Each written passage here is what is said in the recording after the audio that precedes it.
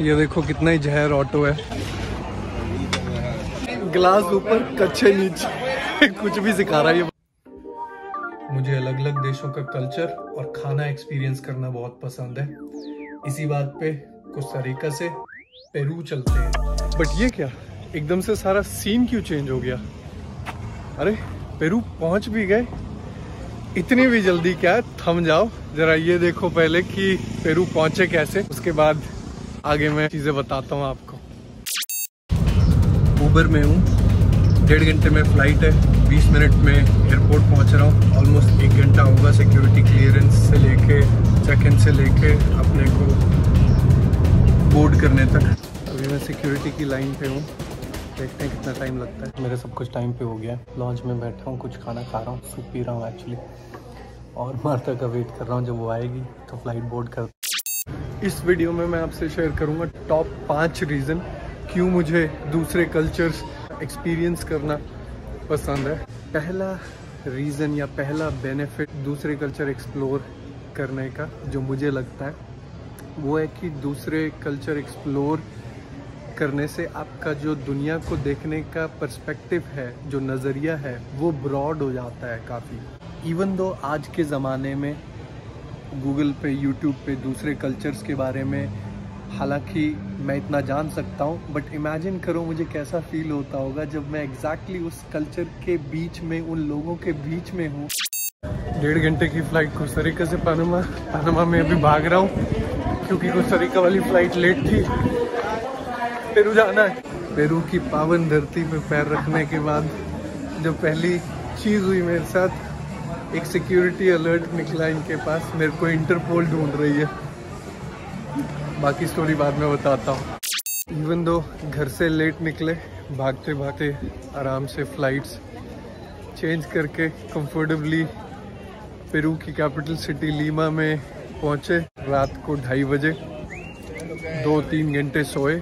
Lima से सुबह 5:30 बजे के आसपास बस ली। 3 घंटे में हम लोग पराकस पहुँचे। बीच में कहीं पे रुके थे, वहाँ ट्रेडिशनल पेरूवियन बेकरी खाई, और यहाँ पराकस में हम लोग एक बोट में टूर पर गए। यहाँ पर एक पराकस नेशनल रिजर्व है। सबसे पहले तो हमने एक सैंड पे बने हुए बहुत ही मिस्टीरियस डिज़ाइन को देखा। अभी तक उस पर रिसर्च चल रही है कि उसका मीनिंग क्या है, ये मैं अभी आपको दिखा रहा हूँ। इस डिज़ाइन का नाम यहाँ पे लोगों ने कैलेंडावरो रखा हुआ है। उसका मतलब होता है एक कैंडल स्टैंड, क्योंकि ये एक कैंडल स्टैंड की तरह दिखता है। हम लोग ने 3 टाइप की बर्ड्स देखी। एक का नाम है पेरूवियन पेलिकान, एक पेरूवियन बूबी और गुआनाई चारमोरान। ये बर्ड जो खाना खाती हैं और उसके बाद जो मटेरियल निकालती हैं वो ये लोग मैनुअली कलेक्ट करके उसको एज ऑफ द फर्टिलाइज़र बेचते हैं कनाडा, यूएस और यूरोप में। इससे इनकी इकोनॉमी को काफ़ी सपोर्ट मिलती है। फर्टिलाइज़र एक्सट्रैक्शन प्रोसेस होता है, ये मैनुअल होता है। यहाँ पे इन्होंने प्रॉपर अब छोटी सी इंडस्ट्री टाइप की सेटअप करी हुई है। ये एक प्राइवेट नहीं है, पेरूवियन गवर्नमेंट इसको रन करती है। हर कुछ सालों में एक बारी ये लोग कलेक्शन प्रोसेस करते हैं। यहाँ पे हर 3 महीने कुछ लोगों की टीम जाती है, फर्टिलाइज़र मैनुअली कलेक्ट करते हैं, पैक करते हैं और भेज देते हैं इधर, और वो टीम हमेशा रोटेट होती रहती है। यहाँ पे मेरे को विल्मर मिला। विल्मर मेरे को बता रहा था जो फर्टिलाइज़र एक्सट्रैक्शन प्रोसेस होता है वो हर 9 साल में एक बार होता है, once in every 9 years, right? And the duration of this whole extraction process can be 11 to 12 months or 1 year. Depends how is the organic fertilizer. और मेरी जिंदगी में पहली बार मैंने पेंगुइन्स देखी। ये जो पेंगुइन्स हैं ये पेरू के इस इलाके में रहती हैं, पराकस आइलैंड के इलाके में। इनका साइज होता है ऑलमोस्ट 50 सेंटीमीटर की हाइट होती है और 4 से 5 किलो इनका वेट होता है। देखो कितनी क्यूट लग रही। एक और जो एनिमल मैंने पहली बार देखा वो है सी लायंस। सी लायंस जो मेल होते हैं उनका साइज 2 से 3 मीटर तक हो सकता है और 300 किलो वे कर सकते हैं वो, और जो फीमेल होती हैं वो वे कर सकती हैं 100 से 200 किलो। यहाँ पे हमने इवन एक सी लायन देखा सी के अंदर जिसने बर्ड को अटैक किया। यहाँ पराकस के बाद अभी हम लोग कुछ सैंड ड्यून्स देखने जाएंगे ईका एरिया में। मैंने कभी भी पहले डेजर्ट नहीं देखा है, तो आई डोंट नो मेरा रिएक्शन कैसा होगा।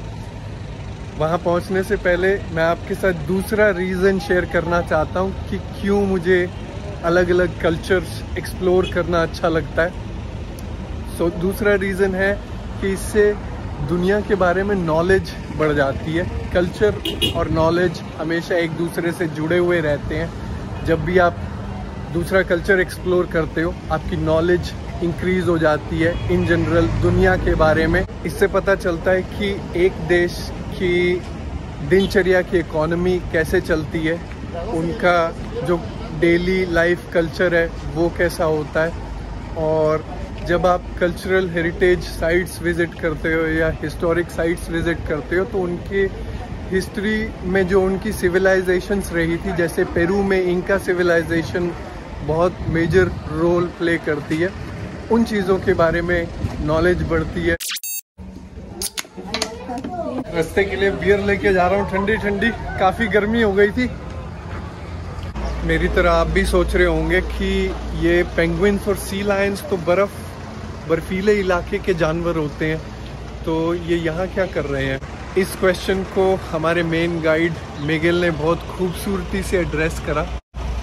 उसने बताया जो यहाँ पराकस में सी है वो एंटार्क्टिक सी से बहुत इंस्पायर्ड है या इन्फ्लुएंस्ड है। जो एंटार्क्टिक सी के करंट्स होते हैं वो यहाँ पराका के सी तक पहुँचते हैं। इसकी वजह से जो यहाँ समंदर है वो बहुत ठंडा है। तो ये रीज़न है क्यों यहाँ पे पेंगुइन्स और सी लायंस हैं। अभी हम लोग खाना खाने जा रहे हैं पराकस से ईका जाते हुए।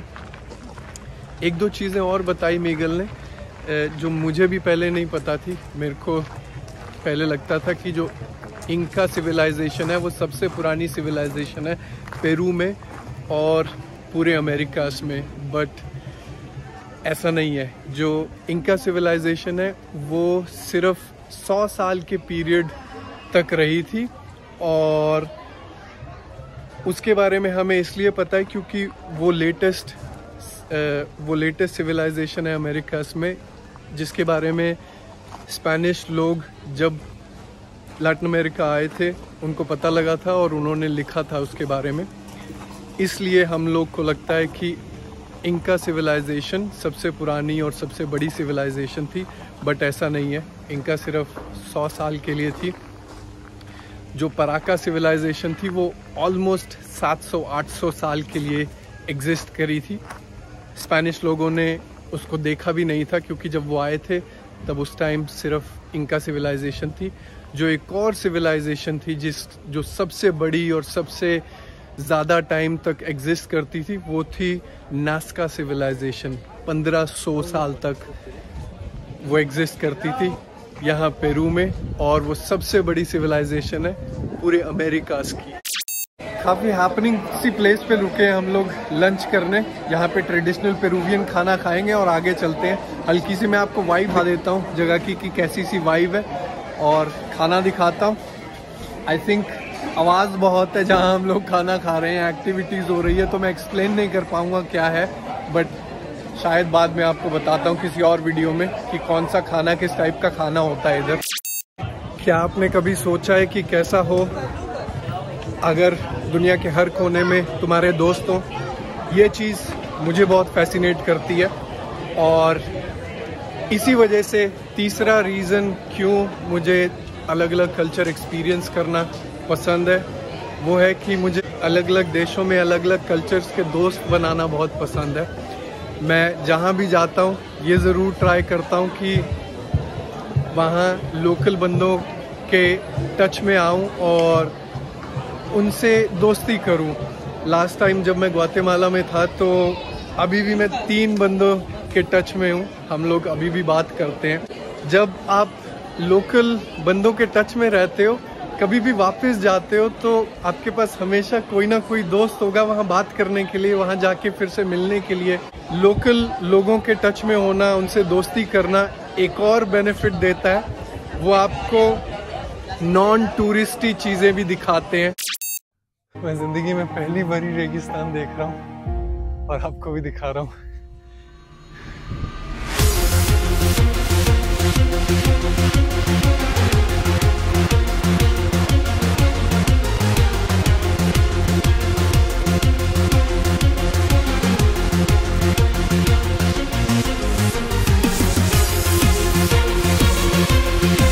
सैंड बोर्डिंग करके और बगी में राइड करके बहुत मजा आया। ये चीज मैंने पहले एक्सपीरियंस नहीं करी हुई है, हालांकि बगी मैंने खुद भी बनाई हुई है।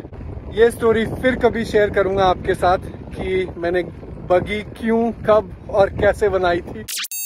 चौथा रीजन क्यों मुझे दूसरे कल्चर एक्सपीरियंस करना अच्छा लगता है वो ये है कि जब मैं ट्रैवल करता हूँ, दूसरे कल्चर्स को एक्सपीरियंस करता हूँ, तो मैं एज अ पर्सन इम्प्रूव होता हूँ।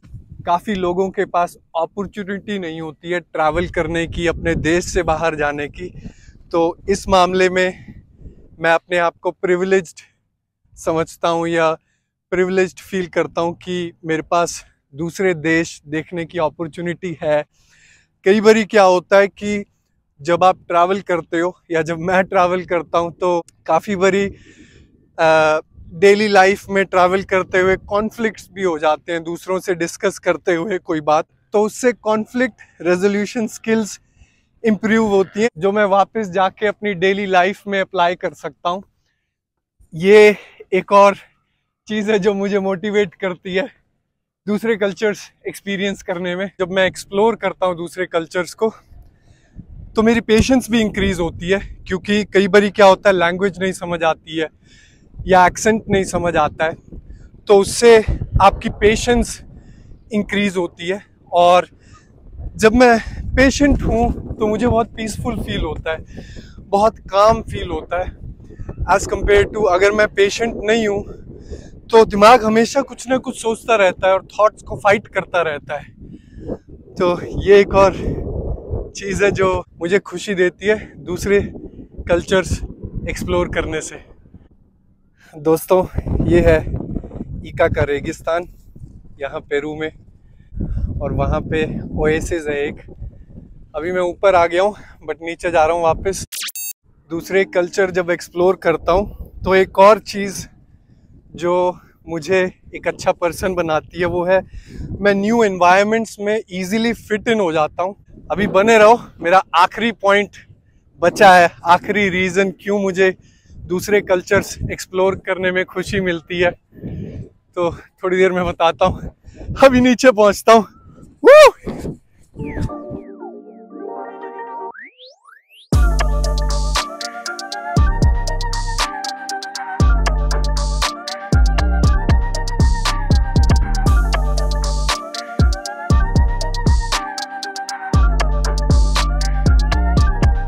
5वां और आखिरी रीज़न क्यों मुझे दूसरे कल्चर एक्सप्लोर करना पसंद है वो ये है कि दूसरे कल्चर्स एक्सप्लोर करके मुझे खुद के कल्चर के बारे में ज़्यादा अंडरस्टैंडिंग होती है, खुद के कल्चर को अच्छी तरह समझ पाता हूँ। कहा जाता है कि इवन आप पूरी ज़िंदगी एक जगह पे रहोगे तो भी आप उस जगह की अच्छाइयाँ अप्रिशिएट नहीं कर पाओगे पूरी तरह, और बुराइयाँ कभी नोट नहीं कर पाओगे। लॉन्ग टर्म कल्चरल एक्सप्लोरर्स और कल्चरल ट्रैवलर्स ये भी बोलते हैं कि एक लंबे ट्रैवल के बाद जब वो अपने घर वापस जाते हैं, होम कंट्री वापस जाते हैं, होम टाउन वापस जाते हैं, तो उन्हें ऐसा लगता है कि एक नई जगह पे आ गए हैं, क्योंकि काफ़ी समय तक उन्होंने एक डिफरेंट कल्चर एक्सप्लोर किया है और अपने कल्चर के बारे में सोचा है सेम चीज़ों को लेके जो उन्होंने किसी और जगह एक्सपीरियंस करी हैं। दूसरे कल्चर एक्सप्लोर करने से मुझे मेरा कल्चर ज़्यादा अच्छे से समझ आता है और दूसरे कल्चर्स के लिए रिस्पेक्ट बिल्ड होती है। आई थिंक ये मेरे 5 पॉइंट थे जो मुझे मोटिवेट करते हैं दूसरे कल्चर्स एक्सप्लोर करने के लिए। एक बोनस पॉइंट और है जो कि मेरा टॉप होना चाहिए, हमेशा टॉप रीज़न होना चाहिए, वो है खाना। मुझे खाना बहुत पसंद है, डिफरेंट कल्चर्स का खाना ट्राई करना। और कहा जाता है कि जो पेरू की गैस्ट्रोनॉमी है वो पूरी दुनिया की गैस्ट्रोनॉमी में से जो सबसे अच्छी है उनमें से मानी जाती है। What was your favorite part? The sunboarding. ये देखो कितना ही जहर ऑटो है, भाई ने प्रॉपर बंद करा हुआ है। दरवाजे दरूजे लगा के। अगर कंटेंट पसंद आ रहा है तो सब्सक्राइब, लाइक, शेयर, कमेंट शमेंट कर दो। अभी हम लोग यहाँ की लोकल ड्रिंक ट्राई कर रहे हैं। इसका नाम पिस्को है, मेजरली ग्रेप से बनी हुई है। Gracias.